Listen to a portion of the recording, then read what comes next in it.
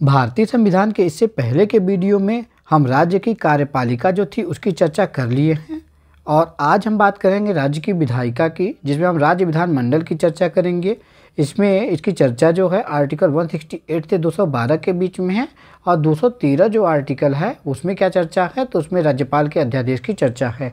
तो सबसे पहले हम जान लेते हैं आर्टिकल 168 आर्टिकल 168 में क्या चर्चा है। तो राज्य में विधानमंडलों के गठन की चर्चा की गई है और इसमें बताया गया है कि विधानमंडल में राज्यपाल और 2 सदन होते हैं, एक विधानसभा और विधान परिषद।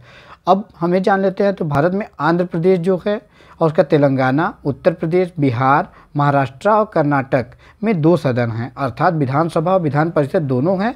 और अन्य जगहों पे आप देखेंगे तो केवल विधानसभा है। और इसके जो कुछ इम्पॉर्टेंट आर्टिकल हैं जिनको याद करने में थोड़ी कठिनाई होती है, तो उनका ट्रिक है एमपी एसपी का। सपा जो पार्टी है, सपा पार्टी है, उनके क्या है, मेंबर ऑफ पार्लियामेंट है। जो मेंबर ऑफ पार्लियामेंट है कौन है, तो किस पार्टी के हैं, तो सपा के हैं। तो एमपी सपा का यस यम से हो जाएगा। जो मंडल है अर्थात विधानमंडल की चर्चा की गई है, आर्टिकल 168 में विधानमंडल के गठन की चर्चा की गई है। उसके बाद पी से हो जाएगा, यहाँ परिषद के सृजन की बात की गई है आर्टिकल 169 में। और उसके बाद फिर यहाँ पे यस से हो जाएगा विधानसभा, यहाँ सभा की बात की गई है, आर्टिकल 170 में विधानसभा के बात की गई है। उसका पी से पा से हो जाएगा यहाँ पे विधान परिषद, आर्टिकल 171 में विधान परिषद की बात की गई है। तो सबसे पहले आप जान लीजिए कि जो विधायिका होती है उसमें क्या होता है, तो विधानमंडल होता है। राज्य के जो विधायिका होती है इसमें विधानमंडल, और विधानमंडल के जो 2 भाग होते हैं, तो वो 170 में विधानसभा और 171 में विधान परिषद की चर्चा है। जबकि विधान परिषद के सृजन की चर्चा किस में है, तो 169 आर्टिकल में विधान परिषद के सृजन की चर्चा है। तो आर्टिकल 168 लेकर 171 तक आसानी से हम एमपी एसपी का अर्थात सपा का एमपी जो है उससे हम याद कर सकते हैं। आगे हम बात करते हैं तो आर्टिकल 169 है, जिसमें बताया गया है कि राज्य विधान परिषद का जो उन्मूलन या जिसे कहते हैं हम समाप्त करना या निर्माण करना की प्रक्रिया जो है वह बताई गई है। तो आर्टिकल 169 में बताया गया है कि राज्यों में विधान परिषद का उन्मूलन या निर्माण की चर्चा की गई है। उसके बाद फिर यह बताया गया है कि कैसे कैसे इसको बनाया जाएगा, कैसे समाप्त किया जाएगा। तो जिस राज्य में सृजित करना होता है अर्थात बनाना होता है या समाप्त करना होता है, उसमें करते क्या है, हम 2/3 बहुमत के साथ जो है विधेयक पारित करते हैं और उस विधेयक को संसद के पास भेज देते हैं। अब होता क्या है कि संसद क्या करता है, उसे साधारण बहुमत से क्या करता है, पारित कर देता है और राष्ट्रपति के पास जो है हस्ताक्षर के लिए भेज देता है। और हस्ताक्षर होने के पश्चात या तो निर्माण होगा या तो समाप्त होगा। तो प्रक्रिया क्या है, मान लीजिए कोई स्टेट है जिसमें हमें क्या करना है, या तो जो विधान परिषद है उसको बनाना है या तो उसको समाप्त करना है, 2 चीज़ें कर सकते हैं। तो इसमें पहले क्या करेंगे, 2/3 बहुमत के साथ एक विधेयक पारित करेंगे इसको बनाने या समाप्त करने के लिए। यह विधेयक पारित होने के बाद हम संसद में भेजते हैं। संसद में हमारे 2 सदन होते हैं, आप जानते हैं, लोकसभा और राज्यसभा। उसके बाद यह साधारण विधेयक के यहाँ पे क्या होता है, साधारण विधेयक मतलब 50% + 1। तो इस इतने विधेयक से इसमें पारित कर लेते हैं। उसके बाद हमारा जो प्रेसिडेंट होते हैं, प्रेसिडेंट इनके पास इस विधेयक को भेजते हैं और इस विधेयक को भेजने के बाद जो है, या जब अगर इस समाप्त करना होता है तो समाप्त कर देते हैं इनके साइन के बाद, और अगर बनाना होता है तो बना देते हैं इनके साइन के बाद। और हाँ, एक चीज़ ये है कि विधानसभा के सृजन की जो चर्चा है वह अनुच्छेद 368 के तहत जो है संविधान संशोधन नहीं माना जाता है। उसके बाद आगे हम बढ़ते हैं और आर्टिकल 170 की चर्चा करते हैं। तो इसमें विधानसभा के संरचना की बात की गई है। हम बताए थे आपको कि विधान परिषद के जो सृजन है उसके बाद क्या बात की जाएगी, तो विधानसभा की संरचना बात की जाएगी, उसका विधान परिषदों की संरचना की बात की जाएगी। तो आर्टिकल कौन सा था, तो 168 था, जिसमें विधानमंडल की बात की गई थी। 169 जो है इसमें ही विधान परिषद के सृजन की बात की गई है। लेकिन 170 है और 171 है, इसमें क्या है, तो संरचना की बात की गई है।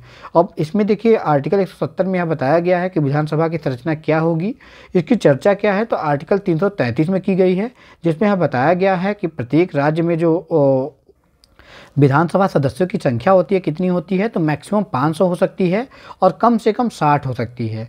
लेकिन हाँ, अपवाद कुछ राज्य में हैं जिनकी संख्या कम है, जैसे गोवा हो गया, पुदुचेरी हो गया, सिक्किम हो गया और मिजोरम हो गया। पुदुचेरी हम जानते हैं यूटी है, और जबकि गोवा जो है और सिक्किम और मिजोरम जो हैं ये तीनों राज्य हैं। तो इनमें क्या है, राज्य और यूटी ऐसे हैं जिनमें क्या है कि जो संख्या है वह 60 से भी कम है और 500 से अधिक किसी भी राज्य में नहीं है। सबसे अधिक किसमें है तो सबसे अधिक यूपी में है।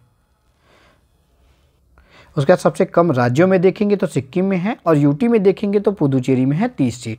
संपूर्ण में अगर देखेंगे संपूर्ण भारत में सबसे कम सीटें विधानसभा किस में है तो सिक्किम, यहाँ पुदुचेरी में 30 सीट है। और स्टेट वाइज देखेंगे तो 32 सीट है सिक्किम में और सबसे अधिक देखेंगे तो यूपी में है 403 सीट। उसके बाद आगे हम बढ़ते हैं और जान लेते हैं कि जो हमारा विधान परिषद है उनकी संरचना की चर्चा किस में की गई है तो आर्टिकल 171 में की गई है। और यह बताया गया है कि किसी भी जो राज्य है उसमें विधान परिषद में जो सदस्यों की कुल संख्या होगी, उस राज्य में जितनी विधानसभा की सीटें होती हैं उसकी जो संख्या और सदस्यों की संख्या होती है, कुल सदस्यों की संख्या के 1/3 से ज़्यादा नहीं होगा। जो कुल सदस्य संख्या होगा उनके जो 1/3 होगा उससे प्लस नहीं होगा, उससे जब भी होगा तो उससे कम ही होगा, उससे अधिक नहीं होगा। उसके बाद अगर हम जानें कि कौन कौन से राज्य हैं जिनमें विधान परिषदों की चर्चा की गई है, विधान परिषद का गठन किया गया है, तो एक ट्रिक है जिसकी सहायता से हम इसे आसानी से याद कर सकते हैं। तो आप जानते हैं आम एक फल होता है, आम एक फल होता है, वह कहाँ बिकता है तो यूपी में बिकता है। आम बिकते यूपी में, तो आम बिकते यूपी में से आप आसानी से याद कर सकते हैं। तो आ से हो जाएगा आंध्र प्रदेश, और म से हो जाएगा महाराष्ट्र, बी से हो जाएगा बिहार, ते से हो जाएगा यहाँ पे आप देखेंगे यहाँ क से हो जाएगा कर्नाटक, और ते से हो जाएगा तेलंगाना, और यूपी में से हो जाएगा यूपी में। तो यूपी और उसके बाद आप देखेंगे तो यहाँ यूपी हो गया, बिहार हो गया, उसके बाद यहाँ महाराष्ट्र, कर्नाटक, और यहाँ पे आंध्र प्रदेश और तेलंगाना। ये जो 6 राज्य हैं वर्तमान में, इनमें क्या है तो विधान परिषद है। बाकी जो राज्य हैं इनमें क्या केवल है तो विधानसभा केवल है। तो इसमें सबसे अधिक सीटें देखेंगे आप तो उत्तर प्रदेश में है 100 सीटें। उसके बाद अगर सबसे कम सीट की बात करते हैं तो तेलंगाना में जो है 40 सीटें हैं विधान परिषद में। और उसके बाद अन्य में देखेंगे तो आंध्र प्रदेश में 58 सीटें, बिहार में 75 सीटें, कर्नाटक में जो है यहाँ पे 75 सीटें, और महाराष्ट्र में कितने हैं तो 78 सीटें हैं। उसके बाद आगे बढ़ते हैं और हम जानते हैं आर्टिकल 172 की, तो विधानमंडल जो है उनकी अवधि की चर्चा की गई है। तो यह बताया गया है कि सामान्यतः अगर देखेंगे तो विधानमंडल में कार्यकाल कितना होता है तो 5 वर्ष होता है। किसका तो यह विधान सभा का होता है। और विधान परिषद का आप देखेंगे तो कितना होता है तो 6 साल होता है। तो विधानमंडल का कार्यकाल नहीं, यहाँ पे अगर आप देखेंगे तो विधानसभा का कार्यकाल कितना होता है तो 5 साल होता है। जबकि अगर विधान परिषद का देखेंगे तो कितना होता है तो 6 वर्ष होता है। और उसके बाद अगर हम बात करें आर्टिकल 173 अर्थात 173 की, तो विधानमंडल में जो सदस्य हैं उनके योग्यता की चर्चा की गई है। और यह बताया गया है कि वह पहला क्या योग्यता है कि वह भारत का नागरिक होना चाहिए। दूसरा क्या योग्यता है तो उसके पास देखिए अगर विधानसभा में है तो उसकी उम्र 25 साल मिनिमम होनी चाहिए, और विधान परिषद में है तो उसकी उम्र 30 साल मिनिमम होनी चाहिए। इसीलिए इसे वरिष्ठों का सदन कहा जाता है।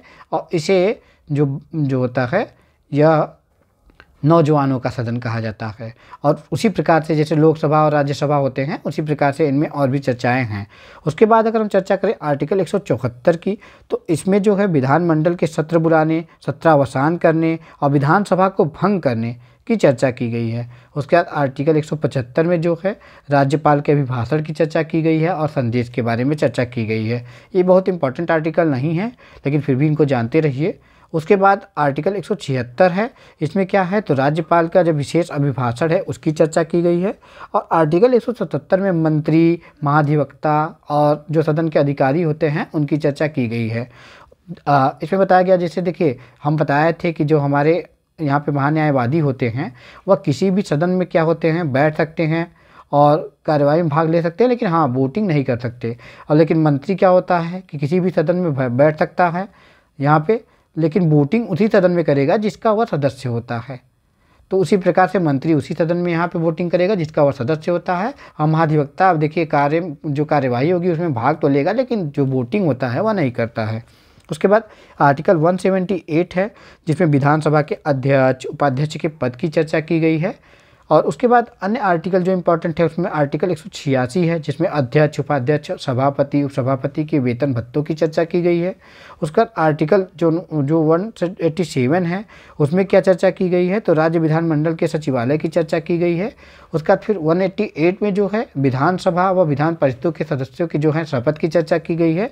और उसके बाद देखेंगे 194 में तो विधानमंडलों के सदनों तथा उसके सदस्यों और समितियों की शक्तियों और विशेषाधिकार की चर्चा की गई है। और देखिए ये इंपॉर्टेंट आर्टिकल है, आर्टिकल 202, तो इसमें क्या चर्चा की गई है, तो राज्य के बजट की चर्चा की गई है। जो आर्थिक वित्तीय विवरण होता है राज्य का, उसकी चर्चा किसमें की गई है, तो आर्टिकल 202 में की गई है। और हाँ, जो राज्यपाल का अध्यादेश होता है उसकी चर्चा किसमें की गई है, तो उसकी चर्चा आर्टिकल 213 में की गई है। तो इस तरीके से हमने जो राज्य की जो विधायिका होती है, राज्य की जो विधायिका होती है, ये वाला सेक्शन जो है हमने कंप्लीट कर लिया है। आगे जो है हम न्यायपालिका वाला सेक्शन जो होगा, न्यायपालिका का सेक्शन कंप्लीट करेंगे और उसके बाद हमारा भाग 6 जो हो जाएगा वो कंप्लीट हो जाएगा। एक वीडियो और बनेगा इस पर, उसके बाद भाग 6 भी हो जाएगा कंप्लीट। उसके बाद आगे की चर्चा हम करेंगे। धन्यवाद।